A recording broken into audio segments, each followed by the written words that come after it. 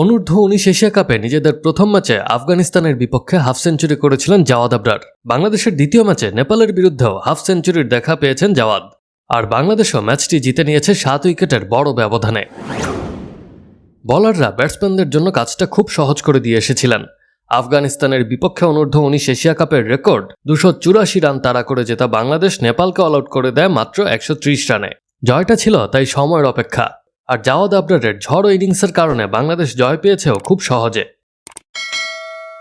3টি পরিবর্তন নিয়ে এই ম্যাচে মাঠে নেমেছিল বাংলাদেশ। দলে ঢুকেছিলেন ফরিদ হাসান, মোহাম্মদ সবুজ ও শাহরিয়ার আল আমিন। দুবাইয়ের 7 স্টেডিয়ামে নেপালের ব্যাটিং ধসটা নামিয়েছেন শেষের দুজন।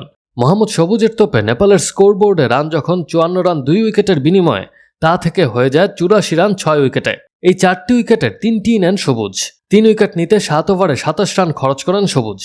তার সতীর্থরাও নিয়ন্ত্রিত বোলিং করেছেন। সাদ ইসলাম, শাহরিয়ার আহমেদ ও আজিজুল হাকিম নিয়েছেন 2টি করে উইকেট। শাহরিয়ার খরচ করেছেন মাত্র 10 রান। নেপালের হয়ে 2 অঙ্ক ছুঁয়েছেন মাত্র 4 জন ব্যাটসম্যান। সর্বোচ্চ 30 রান করেছেন 8 নম্বরে নামা অভিষেক তিওয়ারি। নেপাল অল আউট হয় 31.1 ওভারের মধ্যে।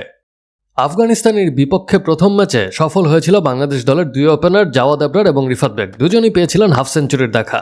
তবে রিফাত বেগ আজ মাত্র 5 রান করেই আউট হয়েছেন। অধিনায়ক আজিজুল হাকিম তামিমও রান আউটে আউট হয়েছেন মাত্র 1 রান করে। আজিজুল হাকিম তামিম যখন আউট হন তখন বাংলাদেশের রান 2 উইকেটে 29।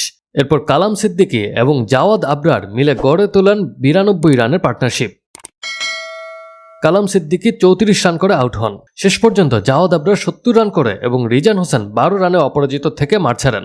জাওয়াদ আবরারের ইনিংসে ছিল 7টি 4 এবং 3টি 6-এর মার।